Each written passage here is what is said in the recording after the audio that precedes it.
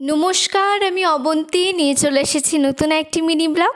বাঙালির 12 মাসে তো 13 পার্বণ লেগেই চলেছে, তাই বাংলা মাস অনুযায়ী আষাঢ় মাস থেকে শ্রাবণ মাস পর্যন্ত পঞ্চমী পালন করা হয়, আর শেষে গিয়ে হয় মনসা পুজো। তাই প্রত্যেক পঞ্চমীতে বাঙালির ঘরে ভাত রাঁধা হয় না, মুড়ি চিড়ে এইসব ফলমূলই খাওয়া হয়। তাই আমিও দুপুরবেলায় বসে পড়েছি একদম মুড়ি ফলার নিয়ে।